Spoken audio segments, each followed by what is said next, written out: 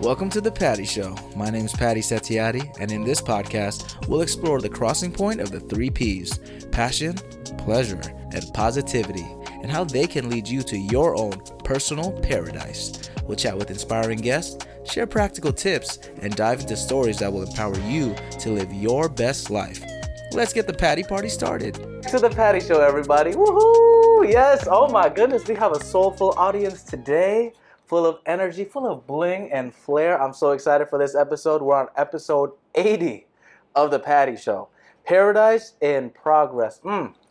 Paradise in Progress, y'all. This is what the Patty Show is about, you know. I'm your host, by the way, Patty Setiatti, and I have the honor of showing off multi-passionate people that I have the pleasure of connecting with that bring positivity to this world and share their personal paradise. Whew, that's a mouthful, a lot of peas. Goodness gracious. Today's a fun episode, y'all. You know, your paradise doesn't have to be perfect. It can still be a work in progress. This is going to be a fun one. Before we jump into the episode, I just want to shout out to my girl, my Indonesian cinematographer, photographer, director, Joy. She's amazing. She got to direct, well, she was the best director out there. I played a 65-year-old retired lawyer that was given some news. I don't want to spoil too much. News to his daughter that's also like a workaholic lawyer. And, you know, had the whole prosthetic stuff. You know, I don't look 65. I hope. You can leave in the comments if I look 65. That's kind of bad. But, you know, Asian don't raisin out here. So it was funny enough, it was actually really hard. That. Yeah, Asian don't raisin. But it was kind of hard to do it because, you know, all the makeup and everything. But that film is coming out real soon. Thank you, Joy, for hosting us at your place and bringing the amazing energy. It was great working with you. Super young. She's getting her master's degree in like film in LMU. So keep doing your thing. I'm so proud of you. And speaking of joy and proud and Asian don't raisin, but black don't crack. Woohoo! Black don't crack. My guest today, she is full of vibrant energy, wonderful joy, amazing fun. She is amazing and full of energy, even at 5 a.m. at the gym. Early mornings, just like yesterday, which we will talk about, and then she'll tell you eventually. She is the founder, CEO of the Marriage Movement. You like that alliteration too. I like that, Marriage Movement. Okay. A multi-skilled media host and producer with motivational speaking expertise. Oh my goodness, man! My sensei. I'm trying to learn. She always gives me the best laughs and advice. The author herself for a book that we will also explain about in a little bit. Give it up for the legendary, the bright Ashida Onrae. Woo! Welcome to the Patty Show. Thank you so much. Is that how you say your last name, by the way? Yes. Onrae? Yes. Onrae? I love it. That's a beautiful name. Thank you. If you could give a little background, you know, intro to yourself, your hobbies, passions, and of course how we know each other. The floor is yours. Do your thing. Yes, of course. Yes. So I am the founder and CEO of the Marriage Movement. Marriage Movement. I actually started the Marriage Movement because my marriage failed. So I got married at 26 and was divorced at 30. 26. But yeah, I got married at 26 because I'm 50 now. I still can't believe, y'all. I was gonna say, do the math. I'm like, was that 10 years ago? She could be my sister. I'm not gonna lie to you. Like, I remember. Goodness, you said you're turning 51, right? I'll be turning 51.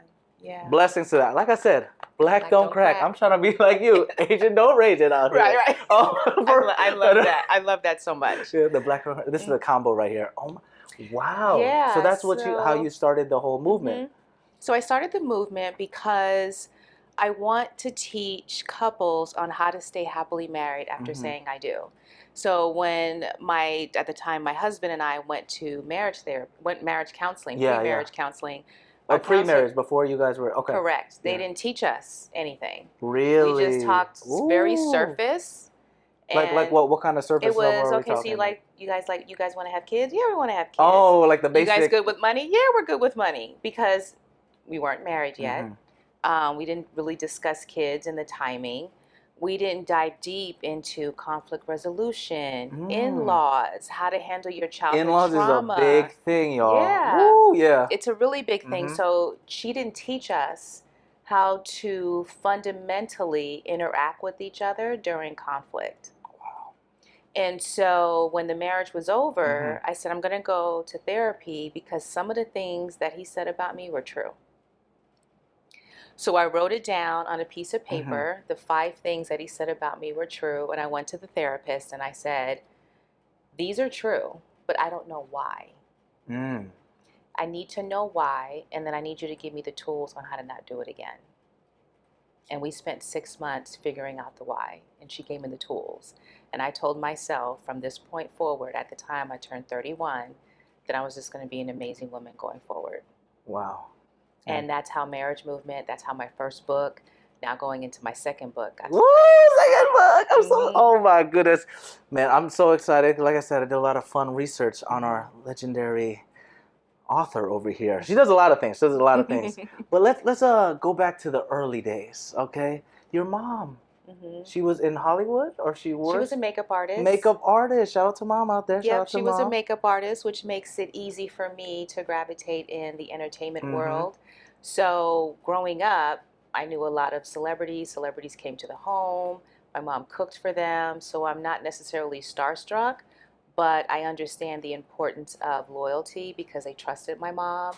My mom had 25 years experience in the industry once she made it to the top, because her first movie in the industry was The 5 Heartbeats. Oh, okay. So she started off doing plays. From plays, then she went to television, and her first big show was Martin. Wow, no way. Martin, then she went to features, and then her first movie was The 5 Heartbeats, and then she took off from there. Wow, shout out to mom, inspirational. But the thing is, my mom had no agent. Most of the time, makeup artists, if you guys don't know, makeup artists have agents, and that helps them get work. My mom's career was based off solely word of mouth. Wow. Which taught me how to do business with others. That's why she's so smooth. Even at the gym, which is, well, how do we know each other, actually, Ashida? Please let everybody know, please. Yes, so. We were talking about it earlier off camera. Yes, right. So I go to the gym because my mission is, yes, I try I go to the gym in the morning. And so Patty is there with his handsome self saying hi. And another friend of ours is Ebony. And we actually work out together. And so we have these chat chronicles about everything and anything. Everything. Yes. And so we have a good time in the morning, bright and early. 5 a.m., 6 a.m. Yeah, 5 a.m., 6 a.m., all that till like, oh man, it's just so much fun. Yeah, and we try to work out in between. Yeah, like yesterday. Right. Oh, tell me about the leg workout yesterday. What was? Yeah, so Patty had me doing these lunges on an elevated, what is that? Like an elevated surface, I guess? An elevated a little surface, box, a little box. Yeah. But go all the way down, then come up fast, then go all the way down, come up fast while holding weight. So it was hard because I've never done that before. And then I had to do reverse lunges right after. So right now it's a little sore. I can't walk, but that's okay. It's okay. She's a great student, like I said. Arigato, all that stuff, Thank you. I'm so grateful to have great students like her, all that stuff, you know. Being a 5 a.m. personal trainer is tough, guys. I'm not going to lie to you. But it's great having people like Ashida brighten up the room. Like I said, we talk a lot about everything, you know, relationship stuff. We do. I still couldn't believe that she's 50. You know, I really thought she was like my age. And I'm like, I need to learn everything from her because she got it. She got the good energy and she's really strong. You guys got to see those reverse lunges. My legs are on fire thinking about how much suffering I gave her. This morning was also my leg day, so I was thinking about both of y'all. Oh, okay. My ladies out there, you know. And you can find me on Instagram too, y'all. Patty Settiati Fitness if you're looking for a personal trainer that will torture you and make you laugh. So and get you in shape. Thank you. Yeah. I'll pay you later. Thank you. Arigato. Patty Settiati Fitness, Instagram, TikTok. You know where to find me. Where can we find you, by the way, also on Instagram? Ashida Onrae, ASHIDA ONRAE. Yes, I love the name, by the way. Ashida Onrae. Ashida Onrae. Oh my goodness. What's the background of your family? Are you guys from the West Coast? My mom's from Trinidad. Oh my God, island girl. Yes, okay. That's why she glowing. I can see it. Yes, she's from Trinidad and my father's from New York. Wow, what a combination right there. New York and the Caribbean. I feel like that's a a go-to combination. It is a go-to Right, combination. right. You were actually accurate. No, seriously. Because, I'm from Connecticut, so a lot of my friends are like, they're Jamaican, but they're also from New York, or they're Puerto Rican and from New York. It's the whole Caribbean and all of New York just blends all together. Yes. You know what? That's so beautiful. Oh my God. Do you have any siblings? No, I'm an only child. Only child. Okay. I'm spoiled. The princess. Yes. The princess. Yes. Well, princess, let's talk about the marriage movement a little bit more, actually. So you created that because you wanted to help other couples, navigate all that craziness that it comes to like marriage. Let me ask you this, as someone that's not married, what do you think are the best things to let like a young man know about like approaching like a marriage, I guess? Like I'm not even close to getting married, not that I know of it. I don't know, maybe things will change. Is anyone gonna pop up out of nowhere? But do you have any tips for someone that's like single, young, thinking of marriage eventually? Like I want to get married and have like kids and stuff.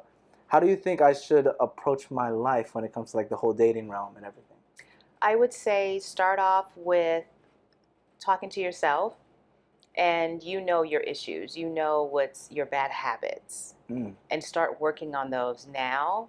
Because if you work on your bad habits and your trauma, you're actually setting yourself up to be the best person for your future spouse. Wow. So live that now so it's not difficult when you're in it. So if you were to say, you know what, I do have some trauma, there's some things that happened to me in my childhood, let me go talk about it to someone. Okay. Don't wait until your marriage is explosive. Don't wait until your spouse is frustrated and wants to walk out. Do the work now. So if you do the work now and you invite somebody into your life, you can receive what they say about you better. You can receive critiques better. You can enjoy one another better, and you have less battles. We don't want any battles out here. You don't want to. You'll have battles, but it wouldn't be so explosive. You'll have misunderstandings, where you say something, she says something, and you're like, okay, babe, I'm sorry. I thought you said this. I thought you meant that. No, that's not what I meant. I apologize. I may have used wrong words or what have you. Whereas, why are you talking to me like that? Well, forget you. Well, forget you. And then it just escalates. It escalates from there. Whereas when you return. have the training now while you're single, you know how to communicate. Wow, that's beautiful, man. I might have to unpack some stuff on the Patty show. It's the same thing as when they say when you want to be an entrepreneur, live the life now before you get there. Wow, that's... So live the life that you want now. If you want to be an amazing husband and amazing dad, work on being an amazing human being first, and then that will help you be the amazing husband and the amazing dad. Wow. Honestly, I love that you pointed that out, because that also connects a lot with like fitness too, because, everyone wants to dream of the summer body, bikini out, booty out, all that stuff. But if you don't live the stuff that person does in the future, it's not going to work out. Maybe you'll have it for, 2 weeks. Yeah. Perfect time vacation, show your booty a little bit. Yep. But if you don't embody like the movement, like eating right most of the time, it's the same thing like that too. It'll just crumble because the foundation isn't there. Wow, that is true. There's so much overlap. Wow, look at that, guys. Because you can have the surgery. That's true. But if you don't change the mind to eat better and change your lifestyle to make it a lifestyle, not necessarily like, okay, I'm just going to eat healthy for a couple of weeks, because then you go back after a couple of weeks and then you gain the weight again. Of course. You didn't change the mindset. So if you don't change the mindset, you go right back to bad habits. I decided to change the mindset. I didn't want to go back to my previous ways. And that's how I am, why I am the way that I am today. How hard was it, though, to, like, change that? Because a lot of it is also, like, from childhood, right? Like, how do you have any advice for people to kind of, like, separate from that? Like, the childhood stuff? So when I went to my therapist, I said, these are the things that are true, right? And one of them was black and white thinking, selfishness. So when I explained to her my full childhood, she said, I can see exactly where he's coming from. You're an only child. You have only child syndrome. Wow. And I said, well, what is that? And she said, only child syndrome is not necessarily bad. What it is that you've never had to consider anyone else. It's always just you, your thoughts, what you want, what you desire. You never had to go with my sister, my brother. There's nothing. It was just me. So fast forward to my marriage. When I'm doing stuff, what do I feel like eating today? What do I feel like doing subconscious. today? You just do it naturally. Yeah. It's not like you're doing it out of ill intent. Yep. But how he received it because of his childhood trauma. So he had a lot of. He had trauma. It comes off as selfish, and it was massive to him, as opposed to saying, "Hey, Ashida, I'm noticing some habits about you. Can we talk about it? I'm noticing some things about you. Can we talk about it?" And it's as simple as, I will go in my purse, pull out a piece of gum, and put the gum right back in my purse, and not ask you if you want a piece. Because in my mind, what I want, right? Because I never had to consider anyone else. So we as only children have to be very self-aware every single day. Every single day. So when they say no one changes overnight, while that may be true, but you can make up your mind to be a better human being overnight, and your spirit will follow. Because it was instant. She told me, and I instantly made a change. So I said, okay. So then in my mind, I'm like, well, how do I figure that out? So I said, well, I got to take care of something. I got to figure out how to love something else other than myself, right? Yeah. So then I signed up for reading at Children's Hospital for kids. Oh my God. Then I signed up to be a dog walker. Now, mind you, I'm 30 years old, right? And then we were living out in Santa Clarita, California, so there was a lot of horse ranches. So I signed up to take care of horses. Oh my God, horse girl too? I know. I just walked up and I was like, I don't need any money. I don't need anything. Yeah. I just want to volunteer on how to take care of something and then learn to love it. Okay, this is very profound. Because I'm like the complete opposite. I'm the oldest of 6. Yeah. And I used to take care of all my siblings. I still kind of do now. That's the T right there. Right. So, wow. Oh my God. On my end then, for me, I've always taken care of something, whether it's my brother is 2 years younger than me, or my sister, my baby sister, she's going to high school soon, 10 years younger than me, like changing her diapers and everything. I think for me, this is like, man, me unpacking right now. I feel like a lot of times I prioritize other people's joy, people pleasing. See, look at the double P, before my own self. And it's something that I'm still working on. Thankfully, this morning I went on a walk on the beach, so I did it all by myself, solo, all that. But it is hard for me personally to be by myself, because I'm so used to a house that's, even though we moved around a lot, my dad would be there, maybe my grandpa, cousins all the time. So having time to myself is really, it's hard for me personally. And wow, it's crazy how stuff like that really impacts the littlest thing that you may think is a positive thing. Actually, it is, but then it could be overwhelming. And when it becomes overwhelming, we act out. So whatever it is, where we're feeling overwhelmed, we act out. So in your case, say you're dating and she comes over and you're feeling the need, right? Do you want anything? Do you need anything? Can I cook for you? Do you're not just chilling. You're not relaxing. You're not enjoying the space. And then for her, who could maybe be an only child, to be like, okay, that's too much. Why are you doing? I don't need, because I'm like that. I'm like, no, relax. I can be in a room, and my partner could be in a room, and I'm good. Where for you, that may be uncomfortable. Wow, I swear. Babe, what do you mean? Oh my God, are you okay? And then you're gonna always ask, always, because you always feel the need, right? And she's gonna be like, babe, I'm okay. Now, to some women, that can come off as an annoyance, right? As opposed to someone who's healed and done the work. They can come to you because they understand your childhood. It's not necessarily trauma, but it's your upbringing. And just say, hey, babe, I'm good.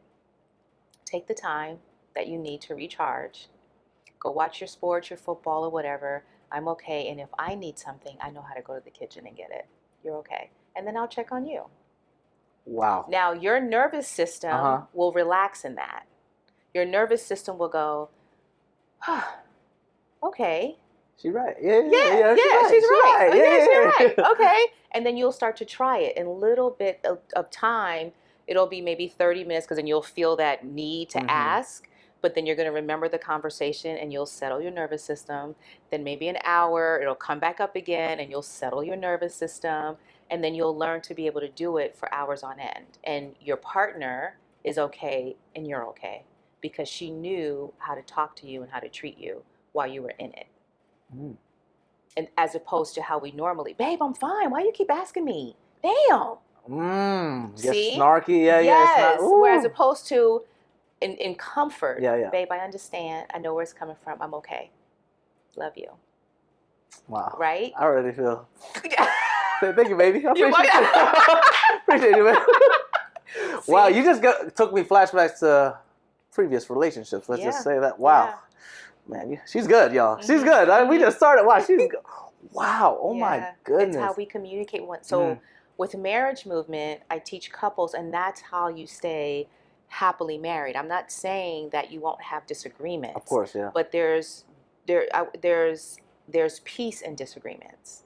Meaning, I can disagree with you, you can disagree with me, but I'm not ready to take flight. I'm not ready to leave the relationship. I'm not speaking to you. I can just go, okay, we just had a moment.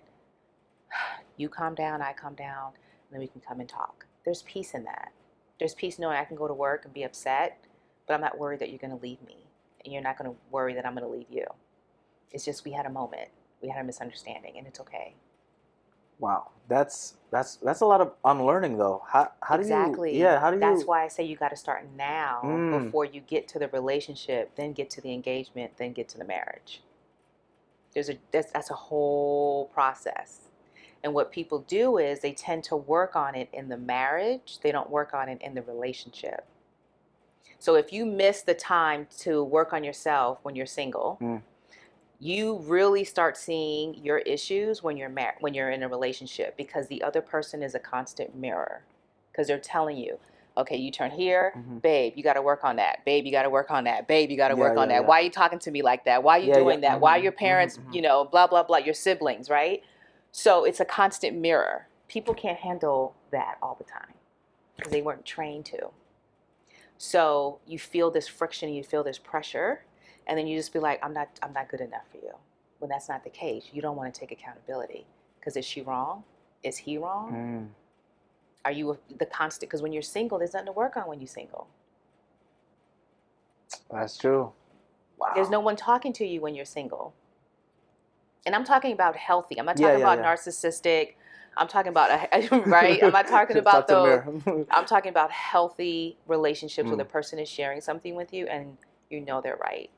But you just don't want to deal with it. Wow, I'm learning so much. And I'm going to get married tomorrow now. I'm ready. But make sure she's healed. I know, no, for real. Yeah. No, but that's so, I love how it all connects, the whole marriage stuff and then like fitness. It's all about that foundation stuff. Because if you have that strong foundation, the days where we mess up, because it's going to happen. Same for like your diet. You're not going to have when you're on vacation. Where did you go again? Bahamas, you said? Aruba. Oh, Aruba. Yeah. When you're in Aruba, you're not going to be alcohol free, not enjoying the desserts. You got to enjoy a little bit. But if you have a good foundation, you'll realize, okay, I'll have it this time, but I'll balance it out with a high protein dinner.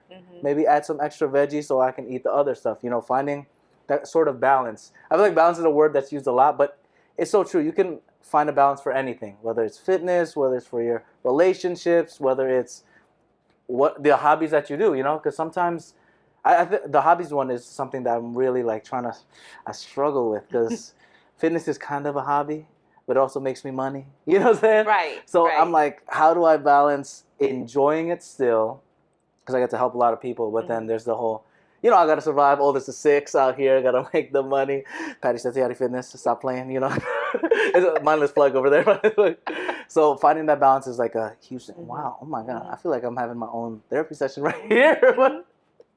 Oh my God. We're going to jump around a little bit more, but I'm curious about the whole, your early career actually, because before we get to the book, there's just so much I want to talk about, because I did the research and I'm like, you worked at Saban Entertainment, like the Power Rangers? Yes. That's what I was like, is this like the Saban? Yes. Tell me about that experience. So I wanted to be a lawyer.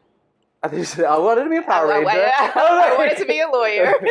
And I decided that I didn't want the debt. So that's smart right there. I didn't want the debt, so I went to paralegal school and became a paralegal. Yes. So I worked in legal affairs, business and legal affairs, my entire career. And I started off at Saban. I worked at Disney. I worked at Fox. Yes. I've worked at law offices, and now I'm at Paramount. Channel Paramount. So I have a job in a side business. That's what it is. Oh, okay. The paralegal stuff. I'm not too familiar with that realm. I took one law class, guys. Shout out to my client, actually, Gary Williams. He's also he's a law professor. He's the homie. I think Mhm. maybe you met him. Older guy that also looks 40 years old. My boy Gary Williams.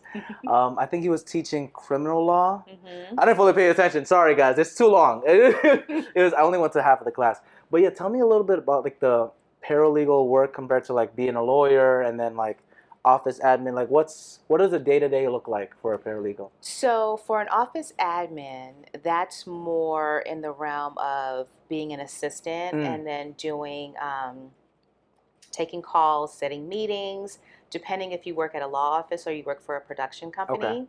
If you work for a law office, you're setting meetings, you're depending on the type of law. So, I'm in entertainment law, but I've also done trial prep and litigation. Oh. So you're actually setting trial dates, you're putting it on the calendar, those type of administrative Yeah, yeah, yeah. tasks, that's what you do. When you're a Mm-hmm. paralegal, you're working more closely with the attorney and you're doing trial prep, you're doing discovery, you're actually helping him prepare for trial and questions. You're Oh. actually helping the client, who is actually your client that you, Yeah. depending on the type of trial, prepare them for trial, prepare them for opening arguments, preparing them for the other side and what they're going to ask Wow, that's them, so cool. and talk about body language and Mm-hmm. talk about if you look a certain way, how the other attorney, the opposing counsel, can read it. And they can instantly switch a conversation on you and make it look like you're not telling the truth, which will give the jurors an opportunity Fascinating, to say, fascinating. oh, I have reasonable doubt, Wow. Oh my God. That right? look at oh, okay. So what I do now is when I do a paralegal, so now I work with marketing. So I tell marketing, when you drive and you see billboards Mm-hmm. and you see a name in two different spots, that's first position and second position. So let's just say, for conversation's sake, an actor is first position and second position, his name will come first. Second position means his name will come second. Mm. So when you read it, you'll see his name first and you'll see the other actor's name second. Ah, okay. Do you And also work with credits then too? yes, Oh, that is see, part there of we go. credits. There we go. So Okay, it's okay. called the billing block. Okay. And then at the bottom, you'll see directed by, producer, production company, all at the bottom over the artwork. So you'll Wow. see the Okay. artwork, but then you'll see the names. In addition to, you do the main Mm-hmm. titles. Main titles are on features and on TV. So as the credits are rolling, you'll see the different names and they're all in position contractually. So Wow. I Okay. will tell the producers in post Mm-hmm. production where to put the names and who goes first. And like making sure everything's running Hmm. smooth. Okay. Wow. That's And that's great. production. And then development, I make sure that all the writers are being paid on the development side because there's steps Mm. when you're writing a script. Wow, she does so much. That's Hmm. so cool. The whole entertainment law is fascinating. We did have an entertainment lawyer, my boy Mike. He works at Netflix now. He used to work at Focus Features. So he talked about it a little bit, but there's just so much to learn out there. So if you guys are trying to get into that realm, you know where to hit up on LinkedIn as well, Yes. right? Yes, Ashida Yes. Onrae. Ashida But I'm under Onrae. marriage movement, but I'll help you on the Yeah, legal yeah, side there you too. go. She does it all. She does it all. I do it all. But there's also a lot of overlap with all the stuff you're learning over there with the stuff you're doing with marriage movement, because now you can connect with people that are like in the law space and entertainment. It's always nice to have like multiple hats. That I agree. I've really, especially when you're in LA, it's expensive, so you got to do multiple things. Like That is true. personal trainer in the morning, work in tech, podcast, all that stuff. It helps because also tech in general is going to be everywhere. So it's just good to know AI is taking over. This is actually artificial intelligence. No, that would be crazy. Do you guys implement a lot of AI now with your stuff, or how does it look over Yes, there? but not in the production side, Mm-hmm. more on the in-house side. So Okay. we're using AI. So I actually calendar options. Mm-hmm. So when we option rights to a book or rights to an article, we have a certain amount of time to actually put it together. If we do not put it together in that certain amount of time, we have to extend an option. And But that costs money, I that guess? costs Okay. money. Yeah. So we have an AI program that we Mm. can put in so that it can spit out, we're 6 months away, 4 months away from the option Wow. expiring instead of having Interesting. to do it manually. That's so cool. I love when stuff like that makes it easy. There's a lot of moving parts, honestly, but I see so much overlap from the work you do and then how you are as an entrepreneur, because I'm sure you take those little nuggets of information from. Absolutely. Yeah, there we Absolutely. go. There's nuggets everywhere. I love that. You did talk about books. Let's talk about your book. What is it? Top 8 things. Top 8 questions 8 questions. every woman should ask herself before saying, I do. I love that. I love that. Why did you pick 8 and not 7 or like 10? There's so many. Yeah, I figured. I can do That's 20. I know I can that's do why I was 10, curious about the 8. but Yeah. the 8, for some reason, at the time that I was writing it, felt like that is what I needed. I just needed 8. And what I did was I used myself as an example so that people understand where I'm coming from. I'm not just writing just to be writing. Like, no, I lived this. Lived an experience. And I experienced it, and I learned from it, and I want to help other women before they get married, and even if they are married, to read that book and see themselves somewhere in it and fix it. Wow, everyone has to read that book. There's a lot of great reviews on YouTube. I saw this one YouTube channel talking some great stuff about it. Apparently he met you. I forgot the YouTube channel's name, but shout out to the homie out there. I don't know. Like I said, I was doing my research. I was like, his channel's name was so long, so I couldn't remember. I'm sorry. Maybe I could link it. I'm sorry, my boy. But he talked a lot. He kind of like gave like a lot of the big points, and one of the points that really stuck with me is like, what is it called? The communication part, which we were talking about, delivering certain messages to your significant other, like you were talking about earlier with like, you could be like, whoa, chill, girl, what you doing? Stop. Or you can be like, honey, I understand where you're coming from. It's the same message, completely different though, like different approaches. That point, I think, is something that like, people think it's so easy, right? Oh yeah, you just have to work on your communication. It's easy. We all communicate as human beings. But it's something you actually have to work on because, like we were talking about subconsciously, a lot of the stuff and the tendencies we do when we communicate with, strangers and especially people that we love is completely different. Like totally. I talk to my brother differently than like a new client at the gym. I'm not gonna be like, yo, pick up your stuff, bro. Like right, you know what I'm saying? Like, pick up, right. What you doing here? Right. What you doing? So it's like, I don't know, because I majored in communication at Fairfield University. Shout out to the Stags. And it was fascinating because it's like, I was going to speak in Indonesian for a second. I forgot my island sister over here. I'd appreciate it. Island sister. What? Island What'd sister. You say? What'd you say? Good stuff, of course. But what is it? It's like the stuff that, like when we talk normally, it's just so natural that we think even the stuff we read when it comes to like communication is like, oh, I know this already. And then you're like, no, you don't, because evidence-wise, you don't actually do the things that are said in this book and the counseling and everything like that. How do you like really help these people, that you coach, like these couples, really unlearn that? Because it's years, because you work with like all age ranges, I'm guessing, but usually it's like average like 30 and up or something. Like I found that 20s, leading up to 30s, capping at about 35, they're not resistant to change. Okay. But 35 and up is resistant to change. You've worked with some people there? Yeah. And they're resistant to change because they feel that their partner is wrong and not them. Ooh. Whereas in the 20s and early 30s, they're oh, okay, let me work on that. Yeah. Let me really, really work on that. Because they haven't had the conflict yet. So they're just like, okay.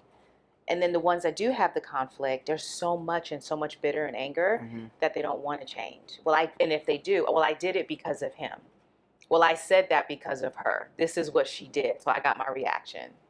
But now if someone is really doing something that's taking you out of character, then you shouldn't be with them. Right? But to your point, how I did it was I created a mantra in my head. Oh, okay. Where I said, I go to work every single day and my boss can make me upset, right? This is in my 30s, mind you. And he'll say something or she'll say something, my boss, that will irritate me, make me upset. But I have absolute control on not talking back. Wow. Absolute control. And I had to ask myself why. Is because I understand the repercussions behind popping off. You'll get fired. Real quick. Right. Real quick. Right. So that's why. But then I had to ask myself again, now this is in my 30s, why would my boss get the best of me, but my partner gets the worst of me? Wow. Good question. Why is it I don't have self-control at home? Why is that? I had to really ask myself that. And I didn't have an answer. So when I went to my therapist, I was like, why do I do this? And she said, because you can. And there's no repercussion behind it. Your partner's not going to leave, and you know it. You ain't getting fired. And it stunned me because I was like, that's a bitch. Yeah, yeah. I don't want to be a bitch. Yeah. That is like, it stunned me because it's how she delivered it to me. And I was just like, so if I don't have repercussions ever, or I know that my boyfriend's not going to leave, I'm going to continue to do that same behavior. I'm going to continue to be mean. I'm going to continue to be selfish. I'm going to continue to be disrespectful and all these things. Why? Why do I want to be that person? I don't want to be that person. So I made up my own mind to not be that person, which is why I do my best to communicate. Do I slip up sometimes? Absolutely. But I catch myself in it, and I'd be like, swallow the pride a little bit, you know? I'm sorry. And I immediately apologize. I'm sorry I hurt you. Wow. Can you give me a minute? And I'll respond to you, I promise. Just give me a minute. Because in this moment right now, I have no control. Because I am so upset. Just give me a minute. Oh my goodness. Swallowing that pride, though, it's not easy, though. It's not easy, especially depending on what the situation is. Oh, yeah. Now, valid if you're catching your partner cheating and, you know, you have a narcissistic partner and they just disrespect you all the time, then it's time for some self-awareness on why you're with that person. It has nothing to do with them anymore. It's about you. Okay. Why are you staying in a space where you're not loved and respected and adored? So now you have to remove that person and it becomes more about you. Because now you got to figure out that why. What happened in your childhood where you don't have self-esteem, self-reassurance? Why? It is sad to see because you see from like friends that are in relationships just because they kind of need it, you know? Yeah. And it's hard. I don't know. As a friend, though, imagine if my friend's going through that. How do I approach that scenario? You know, like, do I just talk about it straight up, or I feel like it's uncomfortable, especially for guys. I feel like I'm not saying I have there's none of my guy friends that are going through like bad relationships and stuff. But this is just like a scenario. But like, what if I'm a guy that's like, I see my friend's not as happy as he normally is because he knows because it's the girl or whatever. How does he talk to his homie about that? Does he just like go straight up to him like, hey man, your girl ain't it? Or like, what's the best way? What do you think is the best way to approach that? I have friends that are in that scenario where guys, my male friends have spoken to other male friends that this is not the one for you, and they continue to do it anyway. At that point, for me, I remove myself. I would say, I cannot continue to be your friend while you're in this space. Wow. Okay. I can't do it. Okay. Because I have a friend who is currently in that space. She is so disrespectful. So disrespectful that I cannot tolerate it. And instead of damaging my friendship and saying something so disrespectful, I remove myself. And I said, when you recognize that you are a king and you recognize who the hell you are, my door is always open. But until you come to that space, I can't be your friend right now. But that's sad, though. It is sad. It's very sad because I can't handle it. I know my weaknesses in areas I can't handle disrespect. Of course. I can't watch somebody being disrespected. So I learned that lesson in my early 20s where a friend of mine was in an abusive relationship and she called me and she had a baby. Now I'm holding the baby and she was ready to pack up her stuff and leave. Yeah. He comes banging on the door. Open up the effing door. Open up the door, you be. And blah, blah, blah. And she's crying. The baby's crying. I'm holding the baby. And I'm like, oh my God. Goodness. He comes in and I'm just like, I'm just protecting the baby. I'm just protecting the baby, right? She goes back to him after that. Oh, Lord. That was the last time. That was it. I said, never again. You only got to show me one time. Yeah. I don't need to experience that again. That's traumatizing. It is. It's very traumatizing. Now, you see articles all the time about how people lose their lives, how you have good Samaritans coming to help, they're shot and killed. Like, I just don't have the energy for it because you're going to either go back, or if you don't go back, you're going to find another partner and someone else with that same behavior. because you don't want to deal with yourself. And I don't have the patience for it.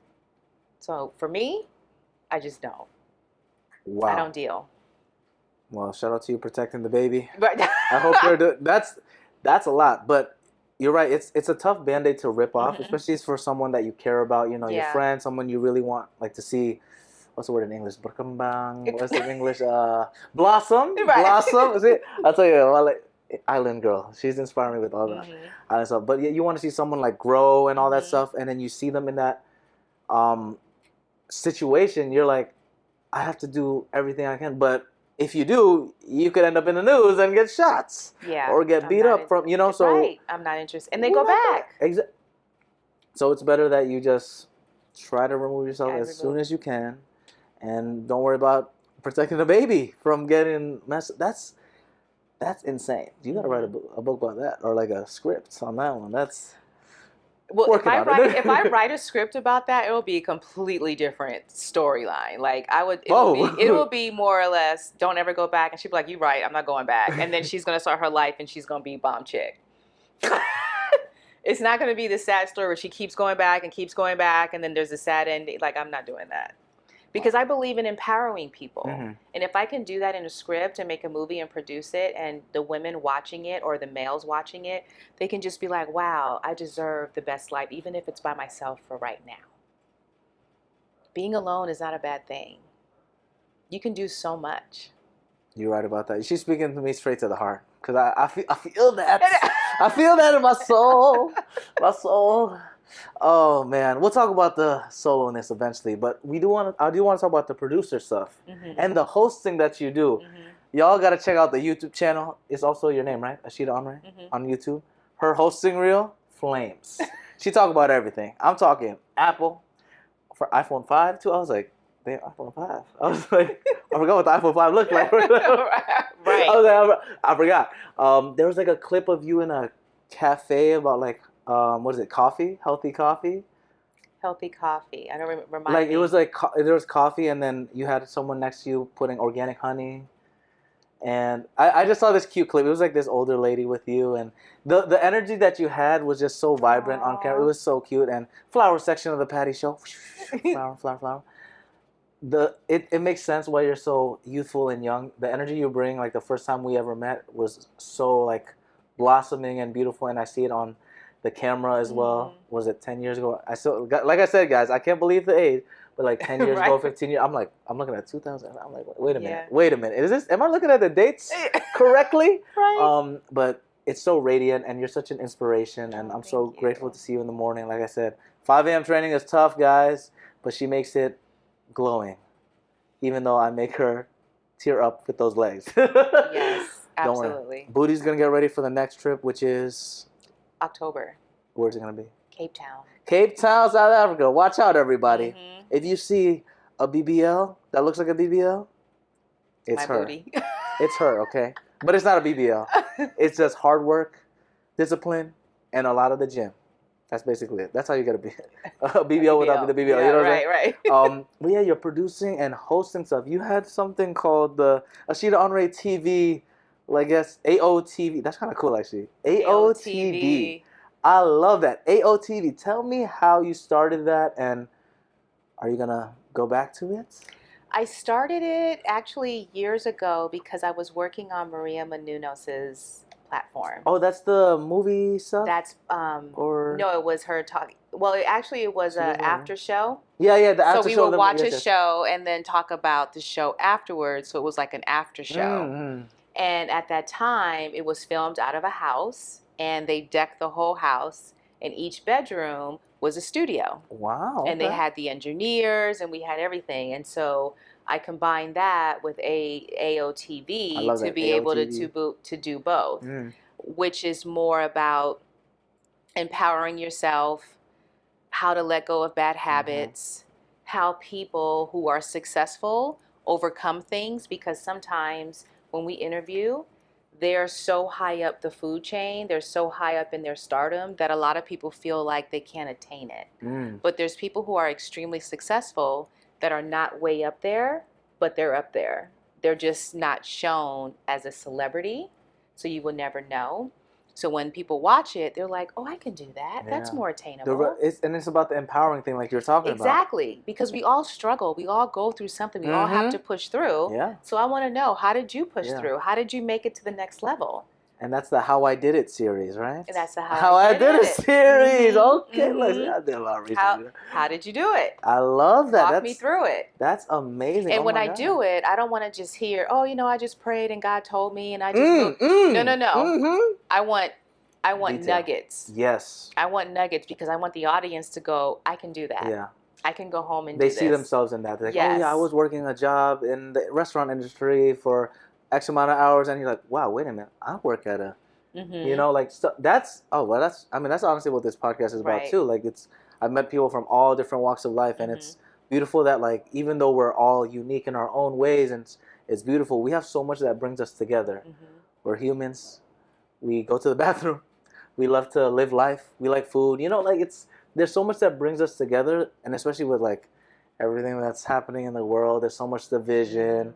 Even like consumerism and everything, they try to divide everybody. We're just one human race, y'all. But remember, black don't crack, Asian don't raisin. So there's some differences out there. If you need skincare advice, you can ask her over here. Do you have a skincare routine, by the way? I don't have a routine, so young? but I do use Clinique. What is that? I've never heard that. It sounds so cool. Is you can get it at Nordstrom's. You can get it at How do you spell that? Like clean and then CLINQUE. Clinique, sponsor of the Patty Show. Clinique.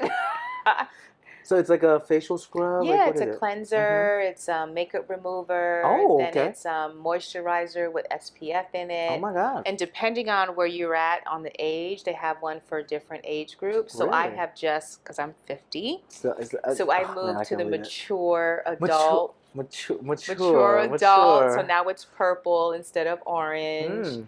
So, yeah. That's so there's not a routine, but that's what I use. That's like one of your go-tos, like when you travel though, do you bring that around with you? Okay. That's how good. Oh, that's how good it is. That's how good it is. Because you know how traveling is. You got to pack everything. You have to pack everything. Do you have any tips on people to travel, look as fresh and beautiful as you while you're traveling, while not having like bringing everything? Because sometimes people take it overboard. I'm sure you've seen people travel. They bring like a whole big suitcase for just the cosmetic stuff. I'm like, guys. Well, I don't really wear that much makeup. So that's not an issue for me. There are people who wear a lot of makeup, and no shade. So if they wear a lot of makeup because however it makes them feel, they're going to bring a lot of stuff. Yeah. I don't wear a lot of makeup or use a lot of makeup. I'll just put moisturizer and then I'm out the door. But I pack a lot of clothes. Oh, we got her. We got her. So I may not do makeup, but I do clothes. Shoes are heavy too now. But I don't do shoes. Because if I'm on a cruise, it's all flats. So because, the cruise rocks and depending on the ocean, and we travel a lot in the beginning of the year, so I'll just have some flats. Okay. Flats are easy to pack, but I don't pack a lot of shoes. But I do overpack in clothes. I see. But I got, what are those things called? Packing cubes? Packing cubes. Shout out to packing cubes. Packing cubes.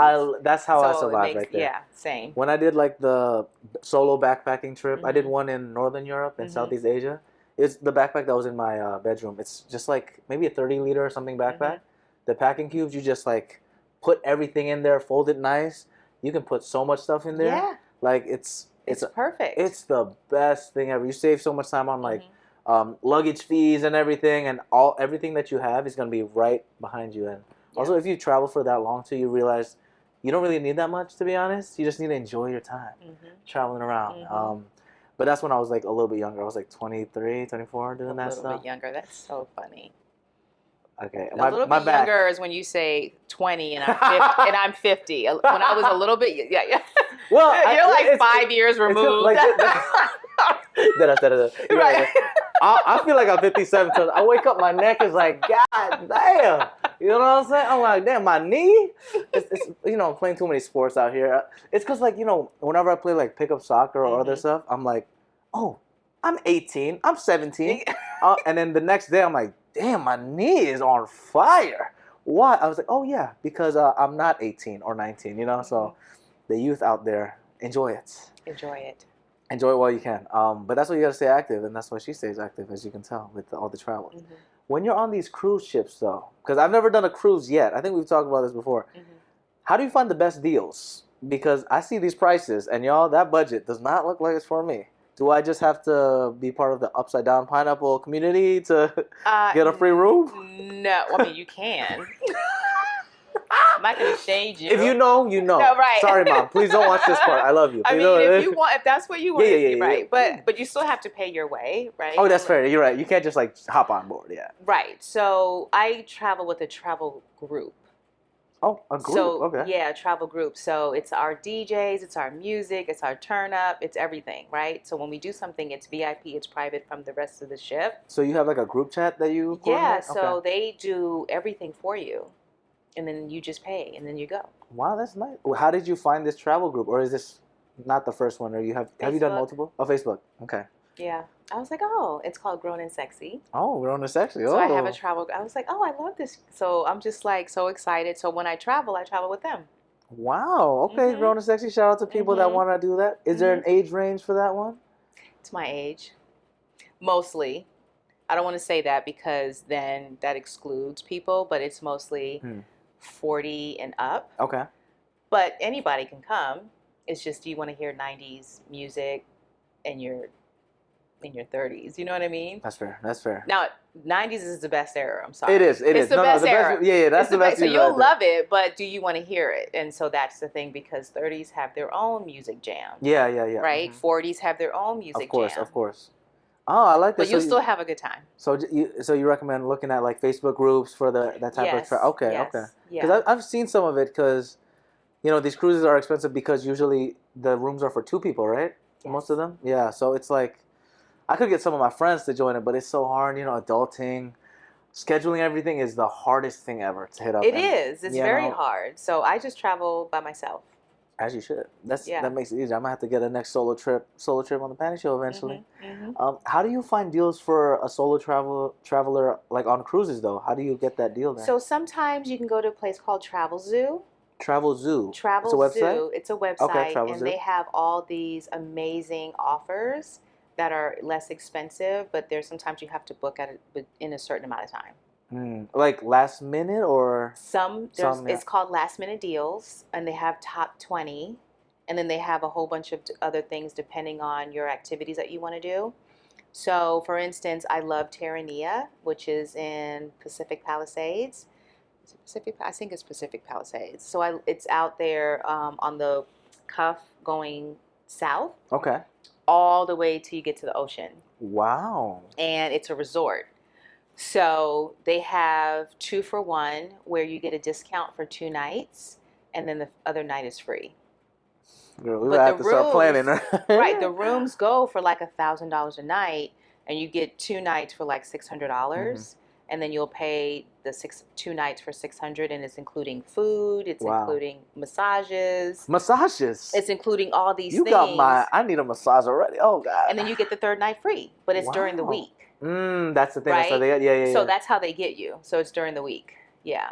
Wow. What is the name of it? The website? Travel Zoo. Travel Zoo. Okay, everyone check that out. I'm right after this. I'm gonna open on my laptop. I'm curious actually because I still haven't done a cruise yet. Yeah, you gotta do a cruise. Oh my God. What was besides that one, what's another good experience that you had on a cruise? Any other favorite memories that you had? On a cruise? Yes. Just the locations. Okay. The ports are amazing. Choose your cruise based on what you want to see and then actually get off the ship, choose an excursion that fits you so that you can enjoy it. Don't just walk around, actually choose an excursion so you can actually see, especially the ones where they do a tour and you can understand the culture, you can understand the people, and you do a little bit of a learning and get a little bit of history. And then if you have some time, you can do another, like if you want to jet ski or if you want to swim with the dolphins. Ooh, I love the dolphins. Those type of things. But definitely do excursions. They're expensive, but you can't take money with you. You can't take it with you. So you might as well just live the experience and be happy. That's facts right there. Do you have a favorite cruise line maybe? I do. So it's Virgin and Royal Caribbean. Okay. Virgin. Yes, yes. That's the one with a lot of the upside with down. no pineapple. kids. Oh, there's no kid. Is that the hard line for that one? Hard line, no kids. Okay, that helps a lot. So no kids. And it's not a shade to the kids. It's just that when you're at the bar, so you swim up, they have swim up bars, you're at the bar, and you're just chilling, relaxing, and all of a sudden these kids are playing, so you're getting literally pool water in your drink. That's true. That's the reason why I say no kids. And you don't have any kids. And I don't have any kids. Okay. No kids. Period? No kids, period. Period. Period. Okay. Don't put your pool water in their drinks, y'all. Okay? Yeah, please, yeah, please. yeah. Well, Caribbean does have. What was the other cruise line you like? Royal Caribbean. They have kids too, for that one. They have kids, but they have kids sections. So okay. it's easier for the kids. Sometimes they go to the adult pool side, but not as much as the areas where they don't have kids sections, and everybody's just in the pool and they're splashing and they're loud, and you're you ready go to a Disney cruise, you better watch out. Yeah. That's like even the adults are kids. Right? No, that's not for me. But I'm just like I can't do that. They're also super expensive, the Disney cruises, because I was just looking at it I'm like, yeah, they're very expensive. This is crazy. Anything Disney, like.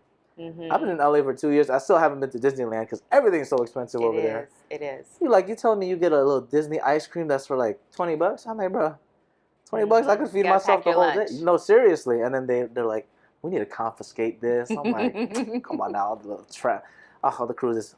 What is the name again of the zoo website again? Travel Zoo. Travel Zoo. Okay, I really have to check it out. I'm so curious. Think of traveling and a zoo. And a zoo. And it's Travel Zoo. That's honestly what traveling is like, especially when you want to do it on a budget.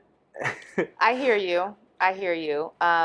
There are some really good deals out there, and they have not just for traveling, but they also have deals for restaurants, depending on where you are in different states. So you will always have an opportunity, no matter where you are located, to go to Travel Zoo and find something. Oh, wow. Shout out to Travel Zoo. Please sponsor the show after I approve of you. Oh, my God, Travel Zoo. So your next trip is going to be Cape Town. What is that for exactly? Just because. Just because. I love it. I love it. I want to see it. For context, we were going to do this episode like maybe 2 months ago, but she had a lot of trips planned, and I just love that she travels a lot. And I feel like you're my angel when it comes to that, like, travel, Patty, travel. Because I haven't like had a proper trip, and I think since I moved here, like 2 years. Yeah. So I kind of miss it. I love just like experiencing new cultures, meeting people from all walks of life, and this is my sign, guys. This is your sign, and it doesn't have to be big and epic. It could be the weekend. It could be a city that you've never ever been to and you've always wondered. A weekend trip is not expensive. It could be driving. It's like you live in California. Have you been to San Diego?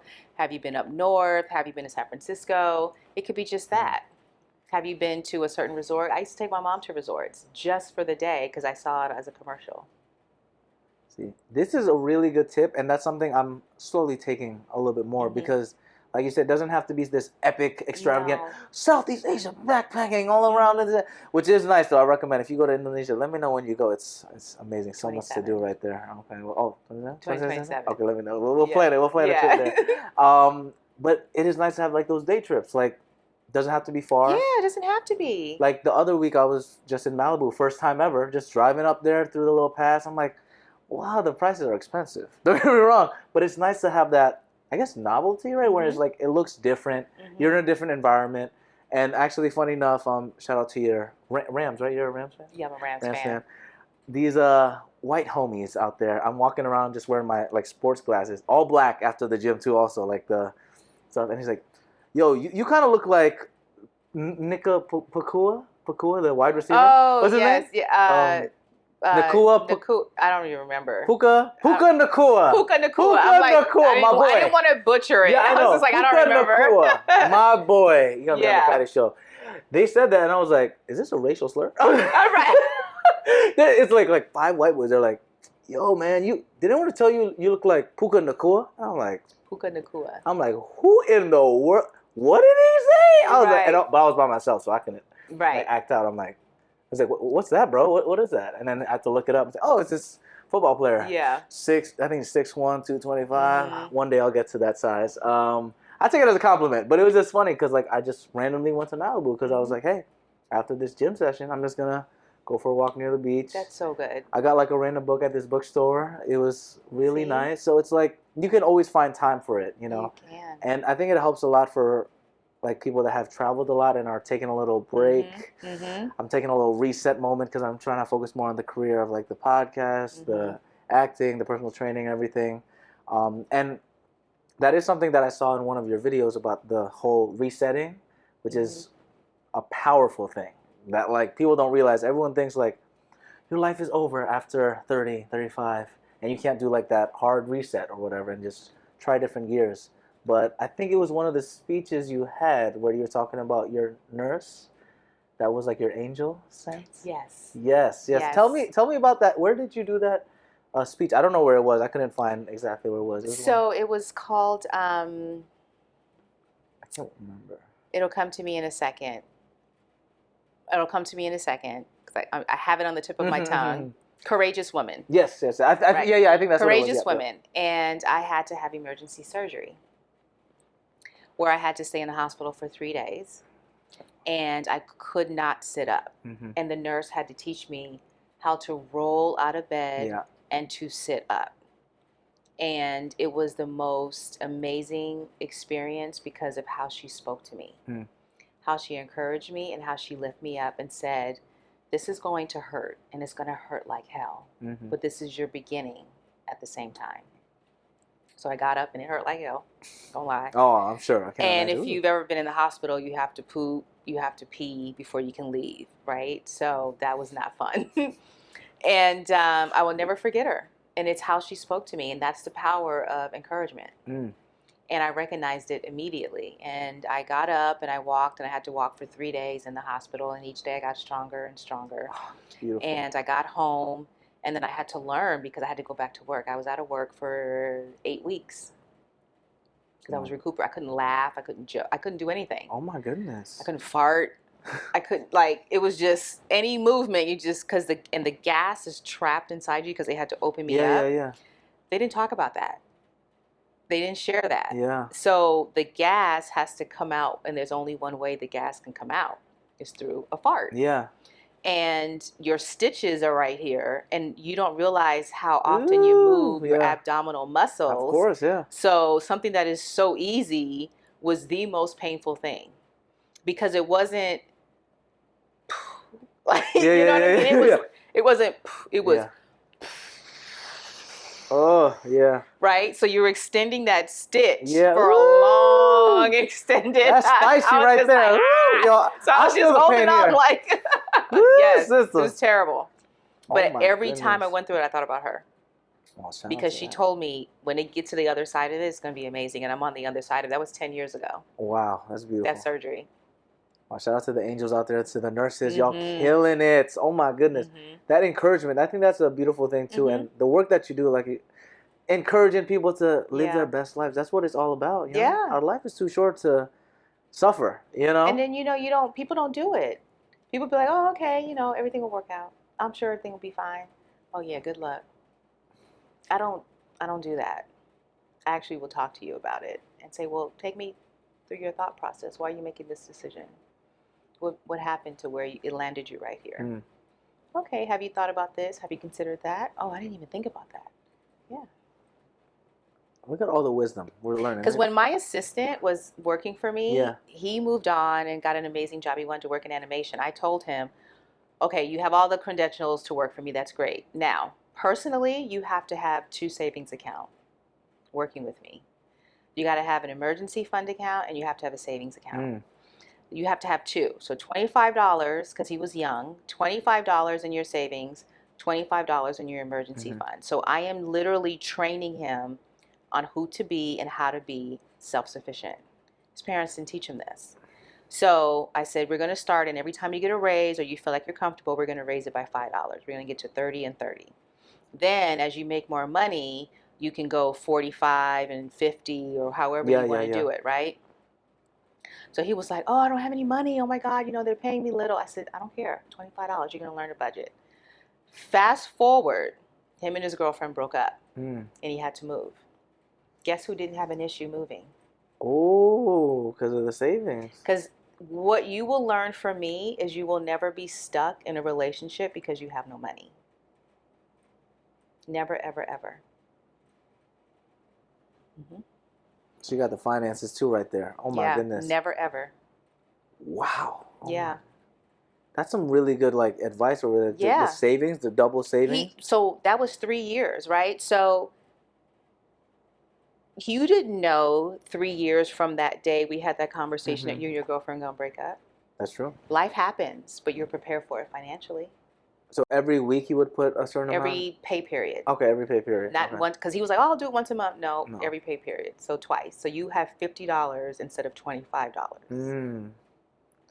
Wow, that's amazing. People don't realize how important that is because you never know what's going to happen in life. You never know. And so for me, I had car issues. Before I got my new car, I had car issues because I was holding on to it because I had no car note. It was like $500, $1,000. So I dipped into my emergency fund, not my savings. So I never felt like I can't achieve my goal.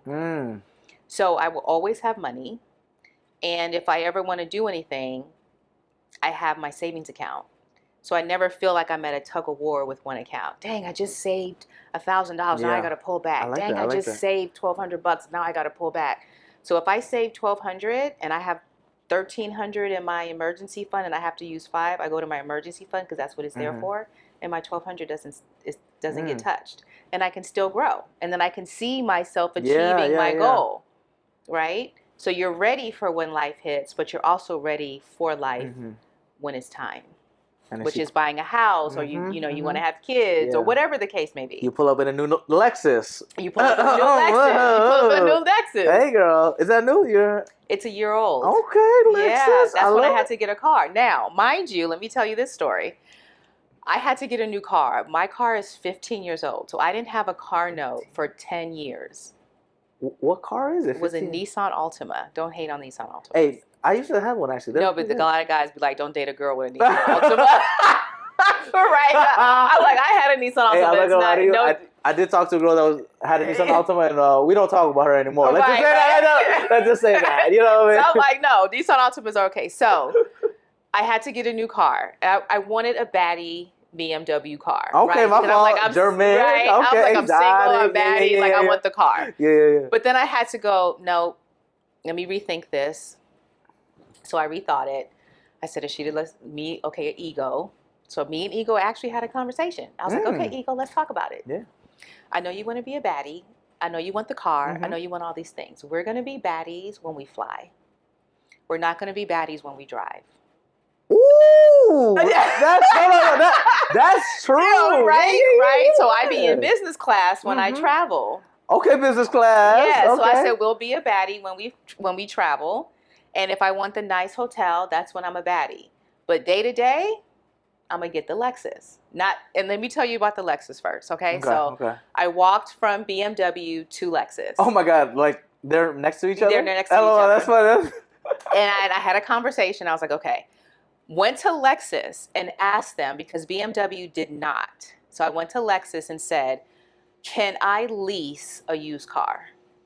Okay. So they said yes. You can lease a used car. So the car that I leased was a 3-year lease and they brought it back. I leased that car. Oh, I see. Right? Okay. So it's a 2022. Still looks great though. It looks great. Phenomenal. And my car note is $400. What? Yes. Sis. So I took my Nissan Altima because it broke down on me, but I fixed it enough for me to get some money from it. Took my Nissan Altima, got some money, and put $2,000. So I put $4,000 down. So they took $2,000. I put $2,000 for my emergency fund. Wow, it's all. So I didn't feel any pain. Wow. And got my car. Oh my God. Look, she got financial advice here too, right? Yes. So I don't feel, I'm sorry, not $400, $500. Sorry. $500. Wow. Hey, like what you were talking about earlier is really important too, though. Like day to day, I could drive my car like this, but I'm taking business class. You know what I'm saying? I'm in a nicer hotel. You can still live your best life with the money that you have, because like you said, money's gonna disappear eventually. You know what I'm saying? Right, and you can't take it when we're dead. You know, but I mean, unless you have like unlimited money, that's different. Like, if you're a billionaire, you can do anything. You know, you do your thing. But you can make those choices, right? You know, like that's similar to me too. I'm financing like My Mazda, the one right next to you, Mm-hmm. 2016. I love it. It has a little sunroof on Mm-hmm. top part. Mm-hmm. It's white. I call it the Pearl, Patty's Pearl, you know. Mm-hmm. Takes me A to B. It's big. I can pull out of stuff in the back, and I don't pay that much for it. So it's like I can still pay for, not business class just yet, not yet. We'll Right. get But there. you We'll can get still there. pay to go to Malibu, Exactly. right? Take flights back home when I need to. It takes flights back home when you need to. So the same advice that I gave myself, I gave a coworker, a colleague of mine, Mm-hmm. and he wants to buy a car. Mm.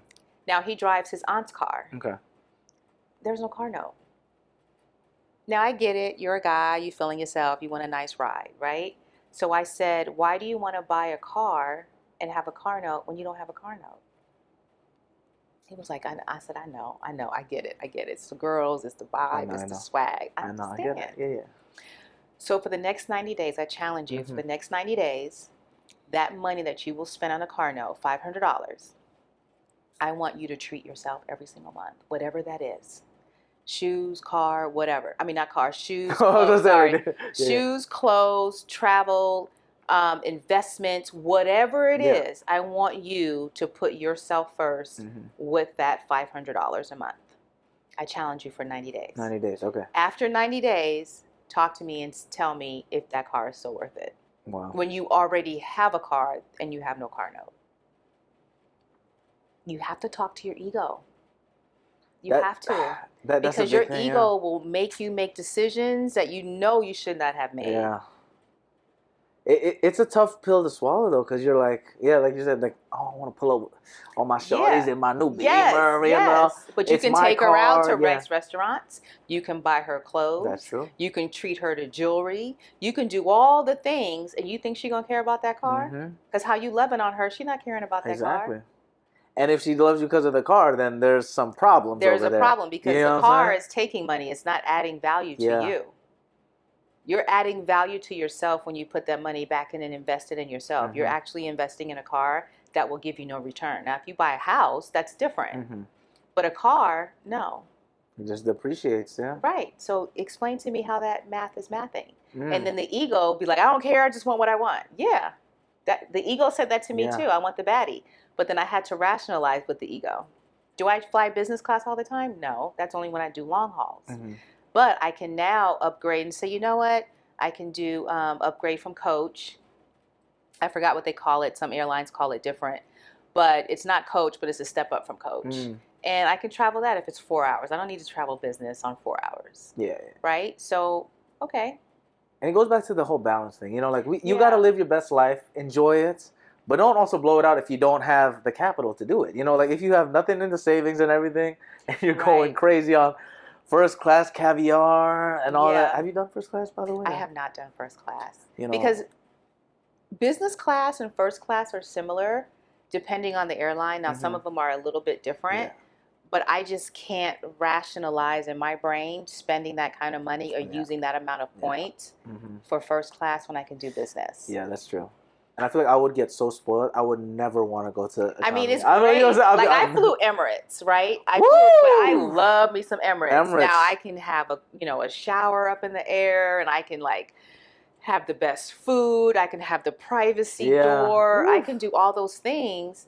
But then I'm spending an additional $5,000, $7,000, $8,000, $10,000 when I just want to lay down, have good food, and watch movies. That's it. Wow. I can't lay down and coach. That's true. It's hard. And I swell. I have a thing. I swell when I travel. Oh, really? Okay. Yeah. So it's like medical reasons. That's what she puts on the tax return. It's medical reasons. The 7,000 point ticket, my doctor said I swell. Okay. I swell. And how I do Onrae. it, people are going to be like, well, how do you afford business? I use my credit card for everything. Everything. So I have points. Do I still come out the pocket? Yes.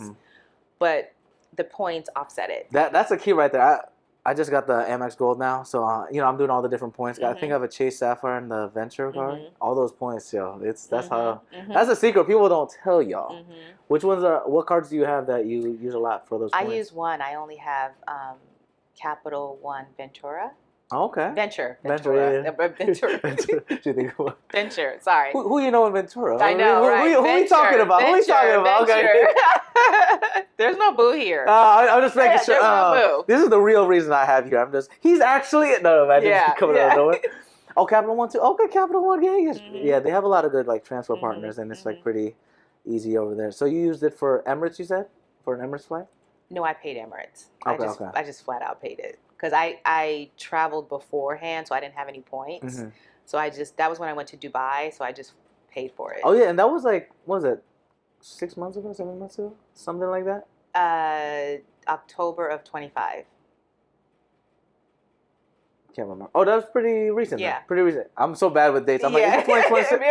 I'm like, wait a minute. Yeah, it's already going to be March. I'm like, what the heck? Yeah, so I didn't have enough points. I just paid for it. Okay, well, Emirates, okay. Dubai, Saudi. It was beautiful. It was worth every single penny. Oh my God, I got to go. I've only been to Abu Dhabi because I've been to Abu Dhabi. It's beautiful. Great. Beautiful. I did like a long layover with my brother. We did like the sandboarding. Like, you know, when we were like in the middle of the desert after this like amazing like Arabic buffet. There's belly dancing. You know, I was there for the belly dance, of course. Camel riding, a little bit of everything, but you see like the stars because there's like no light pollution because it's kind of scary, but you're also like in the middle of nowhere. It's beautiful. Yeah, it's I recommend amazing. it. It's so unique. And then like we were driving with the car, like a regular car, like, I guess like a RAV4, like a Toyota RAV4, and they take out the air from the tires to get that little traction. It's wild, guys. It's a wild ride. Everyone has to try it like at least once. I was like, Dylan, we gonna die, bro. Like, I was holding on to him, like, bro, please hold on to me, bro. Right. It was crazy, and the drivers they're so talented, and everyone's like hospitality over there is just it's level. You feel like royalty. Yes. I'm like, what did I do? Yes, absolutely. Did I solve world hunger? I know. It's amazing. I highly recommend it. Yeah. Oh my God. Yeah. What's another one of your favorite trips and like the places that you recommend for people to like just travel to? I would say if you are an explorer and you want to do something truly epic, I went to Antarctica. Oh my God, that's so cool. If you are in a relationship and you just love nature and you want to relax, but you want to explore sea life, I would recommend the Maldives. Maldives. You know, and it's the places that I've been. So there's so much to do and so much to learn and so much to see. And you would start to realize that there's more to just work and going home. And you can find a partner who thinks the same. You guys can explore and see so much together because, you know, 2 incomes are better than 1. That is very true. Yeah, you can explore and see so much because you can split it and then go out more often than I can because I'm paying solo prices. So I have to be cognizant of what I'm doing and where I'm going, how I'm spending my money. Yeah, enjoy it, y'all, while you can. Yes, enjoy it because I got in trouble. My last big trip, I got a little bit in trouble. I went to Egypt and then Paris, back to back, 2-week trip, and took my mom. Shout out to mom. That must have been a fun one right there. It was the most amazing trip, but I was like, oh yeah, I didn't got a little. So you got a little carried away. Yeah, I got a little carried away. So I was like, okay, let me pay this bill. She said, I should have talked to that ego real quick. Right, I should have talked to the ego. Like, not either space it out or not do it during the holiday. Oh, it was like peak season a little bit? Yeah, because it was Christmas and New Year's. Yeah. It is hard, right? Because sometimes that is your only opportunity, really. And it was. You know, so, hey. But there's no regret. No regret, you know? I got to spend time with my mom. Took her to Egypt. I've never in my wildest dreams thought I can take my mom full ride. She didn't pay. She paid for the food, though.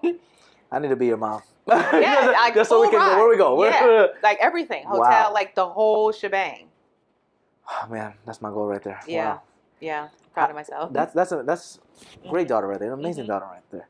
How do you find the balance then of you exploring so much but working so hard? Because you work so hard with all the stuff that you do with the paralegal stuff and then your own like entrepreneur ventures. How do you find that balance of like, okay, this is time for me to take the rest and like be okay with not making making as much money as like, you know, going to the office and all that stuff? Well, I work on my trips. So in California, we have 3 hours ahead of East Coast. Sometimes when I travel, we're 4 hours or five hours. Antarctica was 5 hours. Oh, So I wow. woke up and prepped everything. So by the Oh, time I she's came locked in. back from playing with Mm. playing with the penguins, y'all were just waking up in California. And then I would just hit send. Play with the penguins. She said, I'll play with the penguins while y'all waking up. Yeah. And then I just hit send, and I went and had some coffee. She said, I let the penguins play for me right there. Press the send button, penguin buddy. Yeah. Wow, okay. That's what I did. I use an opportunity. And the opportunity is I'm 5 hours ahead of you.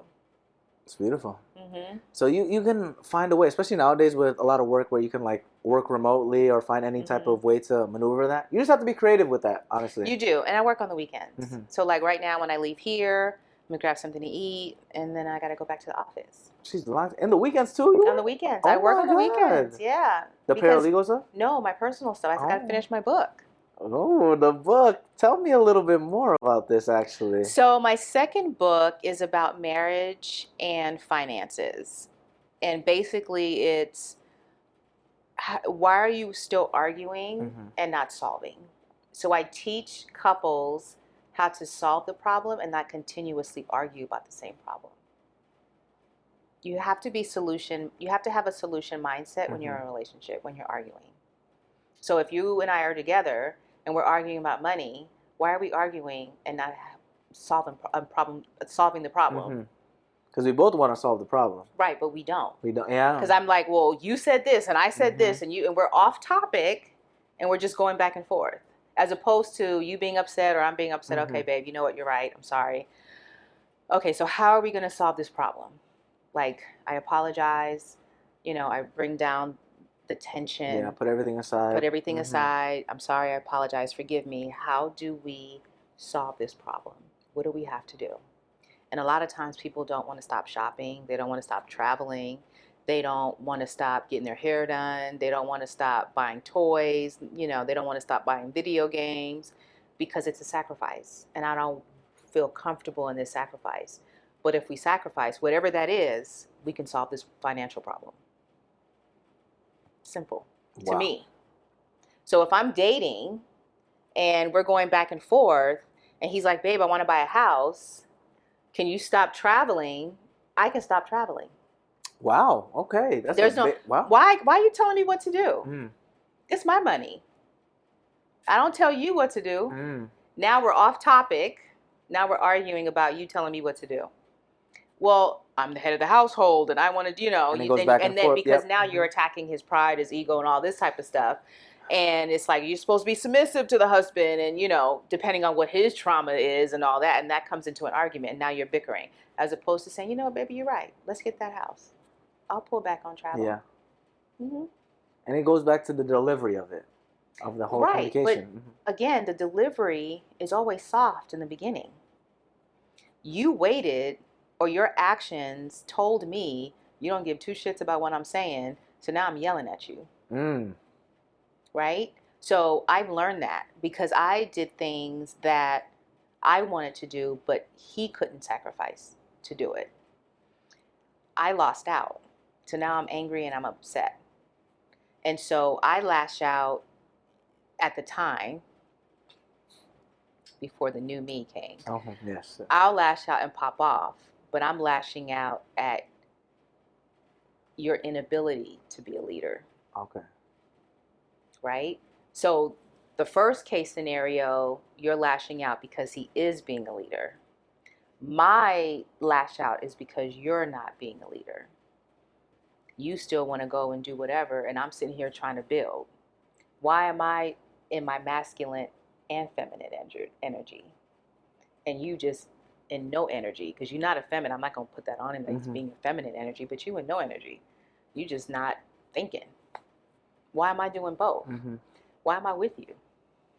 Now the bitch ass comes into play and name calling, and then and it's terrible. Yeah. It's terrible for me to say that about you. And then if I say that, now we got another problem. And that's a long problem because that doesn't just go away with an apology. If I call you a bitch ass. Yeah, for real. You'll remember that. Yeah. You'll remember that. Yeah. So that's why I'm Mhm. like, oh, okay. You asked me and it makes sense. I got no problem. No problem. Okay, babe. Sure. Cool. And that's how you get that empire. And that's how you build the empire. Wow. Or what is it? I see the term in your website, the Rome thing. Yeah, you What is can't it build called? Rome in a Can't build. day, Yes, right? yes, So if I want to build my Rome, I have to sacrifice something. yes. And if I want to build it quickly, I have to sacrifice multiple things. Mm. So I only travel, well, now, because I realize, okay, I really want to bring everything back. I can't travel as much. I want to bring everything back. I can't brunch as much. I want to bring everything back. And when I say everything, I'm talking about my business, my entrepreneurial, and all that type of stuff.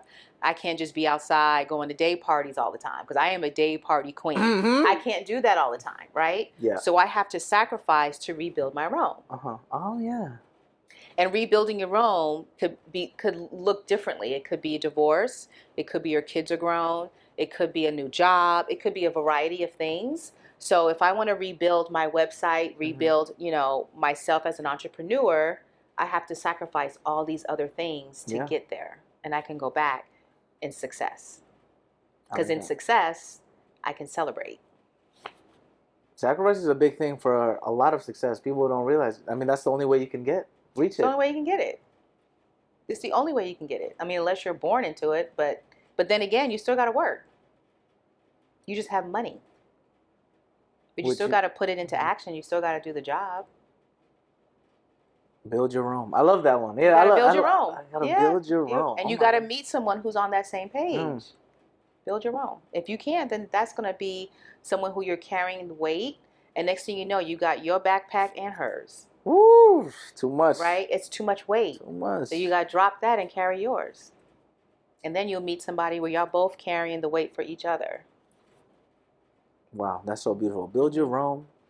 Build the next book. When is the next book coming out? Any timeline? Yes, my goal. Okay. My goal is the end of March.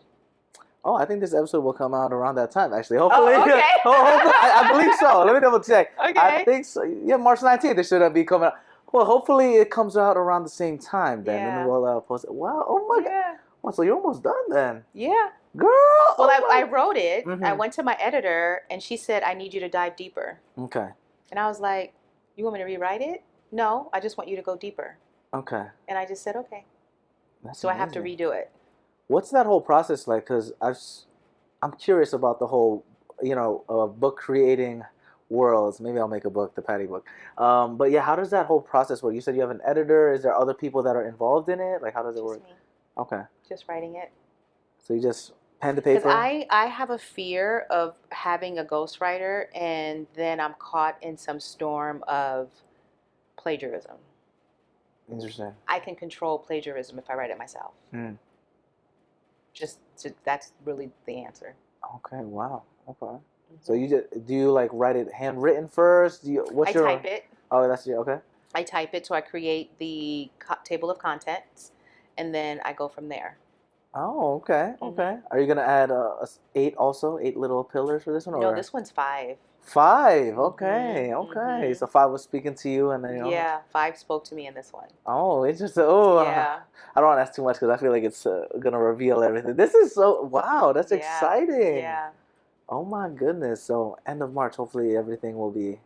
It has to be because I keep pushing the deadline because things keep coming up. Mm-hmm. Like, I didn't have an assistant and I had to do all the work myself. I was working 7 days just on my legal job. Yeah. Which was leaving me exhausted to think of things for my book. So I had to get a temp. So all these things are like, okay. And then I was, at a wedding in Aruba. So now I'm like, okay, I can focus. Yeah. Mm-hmm. How do you, I guess, since you have like an assistant now or, I have a temp. Yeah. What's the difference between a full assistant is like full-time hire for the company. A temp is just temporarily there until we hire a full-time person. But they're there 5 days a week. Okay. Mm-hmm. So having like a temp or someone like supporting you, how do you, I guess, give them the right, I don't want to say commands, that sounds crazy, but like, like how do you make it easy for them to help you in the best way possible? Because I train them. Okay. Mm-hmm. I sit down and I train them. I tell them what I do. And I explain it in a context of, oh, that's really cool. as opposed to like, okay, this is what you do, and this is what you do, and this is what you do. I really go into depth, and then that's how you get someone to support you easily. Okay. Is how you explain it. Oh, have you ever had like a assistant for like your entrepreneurial stuff? I do. I have one now. Oh, okay. Because it's something I'm curious about with like the whole podcast, because I also do everything by myself. So it's like it can be a lot. Yes. I'm grateful because like I can control everything. You know what I'm saying? Like different angles and the guests that come up. But I guess for me, I'm like nervous of doing that because I don't know if the image will still be the same. Like, well, you can hire someone who can just do editing. And then they can send it to you, and they'll say, what do you think? You give them notes, you give it back, they give it back. It's perfect. You post. Okay, I never thought about Okay. So just having for specific tasks. Yes. Okay, there we go. Okay. But I do want someone to do everything. Right. You know but you'll get there. Yeah. You'll get there. But now you say, okay, the editing takes the longest, so let me just go. And you soundbite it, because sometimes things are too long. Yeah. The attention span of people, so you just hit hard-hitting parts of your interviewees and funny parts, and the editor can capture that, and that's how you'll grow it. So that's what my plan is when I start doing. I just haven't had the time. I'm a hire editor. Okay. There we go. What's the plan for the editor for this new? So when I start speaking, so I'm going to start speaking into a camera. It's just going to be me, and I'm going to pick a topic to talk about, like marriage, and so I have like Monday marriage, or Throwback Thursday, and we just talk about something that's centered around relationships. Oh, that's exciting. But I need an editor to edit it. Yeah. Right, and that's how I don't have the time to do that, nor do I know how to do it. It's tough. I remember I don't want to do it, so I just pay for somebody to do it. And then I can move faster into other things. It's no different than what rich people do. It's true. Rich people have people clean their house, do their laundry, raise their kids. So that gives them time to go to the office, do what they need to do to make more money. Yeah. They don't have time to make their bed and do laundry. That is so true. Wow. Right? And it's like you have to be tactical with it. And that's really smart. That's how you go to the next level. Because if you want to scale like your business or anything like that, you can't do like the medial stuff after a while. Like I love it when I'm like editing sometimes, but then I'm like, all right, it's too much. But there are people who are so fascinated in editing that it takes them, okay, here you go, and they turn it around so fast. So when I have my editor for my book, she read my book and gave it back to me within 24 hours. That's insane. And I was like, oh, that's fast, but that's their passion. Their passion, yeah. Right? So I need to find someone who's an editor, and that's their passion when it comes to videos. Wow. And then I can just post. Yeah, and then you can put your energy on the stuff that you are actually really good at, and then you can even put more emphasis on it, kind of thing. Yeah. That's really good advice. Look, I'm learning everything right here. This Patty Show podcast, when we hit 100 episodes, watch out. Maybe we'll get an assistant or something. That'll be fun. Yeah, that'd be great. That'd be awesome. Let's talk about our talking points. We kind of went all over the place. Yeah. I didn't realize how much fun we were having. I was like, oh man, it's 3:30. Yeah, I know, right? Passion. Yes, we were talking about passion. The first talking point on passion, designing as you go. What's your current paradise in progress right now? What does it look like for you? My book. Your baby right now. My baby right now. My book. Yeah. That's the current paradise in progress. And you said end of March. We'll hold her accountable, y'all. When this episode comes out, everyone message her at, what is it again? At Ashida Onrae. Ashida Onrae on Instagram, Facebook, Tinder? No Tinder. Oh, no Tinder. Okay. So there's nobody in the picture? No. Okay. Do you want someone in the picture? I'm open. I'm ready. She's open and ready, y'all. Yeah, I'm open and ready. Send a DM. If a man pulls up in your DMs, how would you want him to do it? Hi Ashida, I'm so and so. I looked at your post and found them intriguing, and my name is da da da da da, and I'm da da da da da, and just a nice intro into who you are. Okay, and then actually looking at your profile and seeing... actually paying attention, because believe it or not, I'm going to say something, and I think people will agree. Look at you and look at me, and make sure it makes sense. So if you don't have your shit together and it looks like I have my shit together, then we're not a match. I agree, though. If I'm talking about money and you know you're not good with money and you don't want to change and you know who you are, we're not going to match at all. Yeah. Lifestyle's not the same. Lifestyle is not the same. Interest is values, not the same. Yep. So really dive in and pay attention to who I am if you're really looking at my profile, and then look at yourself. Do we match? That's the tea. But I completely agree. That's like, And looks. hey. Look at you and look at me. Hey, that's true. It's true. You know what I'm saying? I mean, let's be real. I mean, we have those debates. Like, they're like, oh, would you ever date someone that doesn't take care of themselves, like, doesn't do fitness? I'm like, I love you, my thick girls. But, like, respectfully, like, I'm a personal trainer. Like, like, if, like you said, look at you, look at me. It's not even to diss them. It's just, like, our styles aren't going to be compatible. Mm-hmm. I'm at the gym at 5 a.m., you eating Cheetos at 5 a.m. Right. I don't know. I mean, that's extreme. But you go to bed. Yeah. What time do you go to bed? Like 9, 8:30. Right. And then I'm up.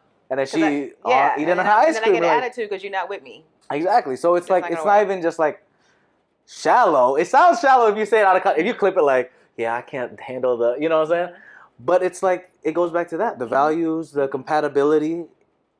You need kind of like that, like synergy, you know? Yeah.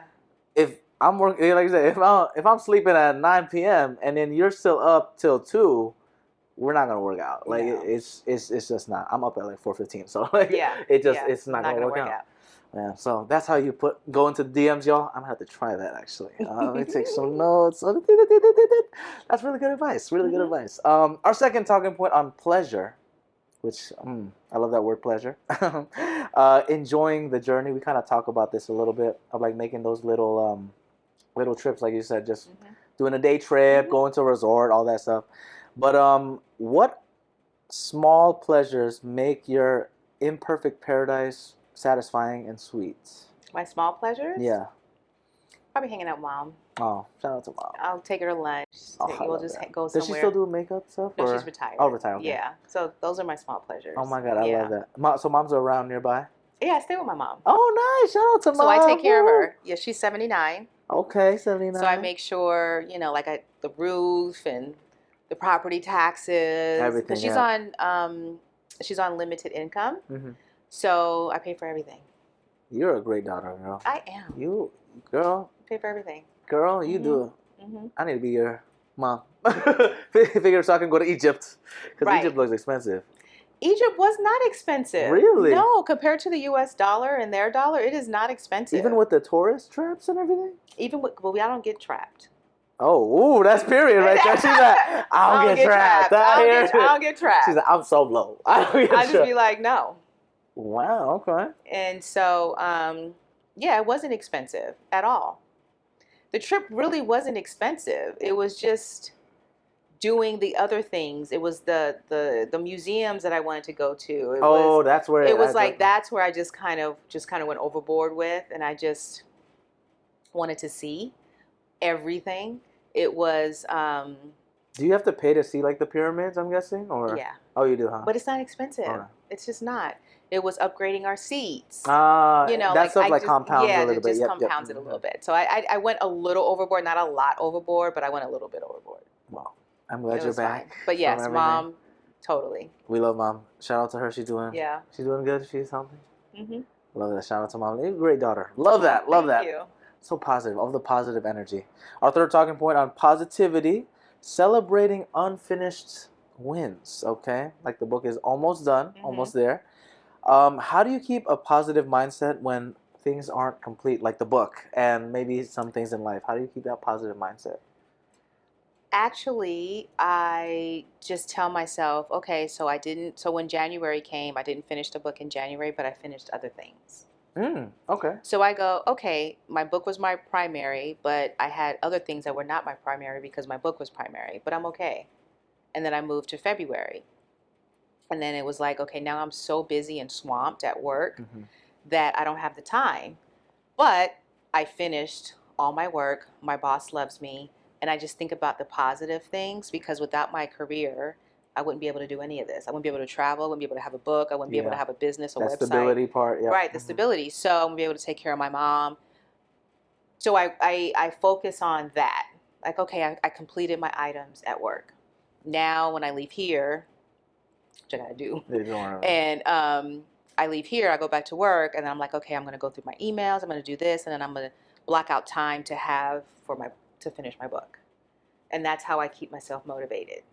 Because if I get upset or get flustered or frustrated because I don't reach a goal, then I'm going to really fail, because that's what stops you. That's what gets in your way. So I look at the positive and I say, okay, it's all right. Everything in its time. And then looking at the little wins, like you said. Like, looking at the little wins. I'm doing good at my job. I got a roof over my head. Right. Mom is healthy. You know what I'm saying? She's on the podcast. We're so blessed to have you here.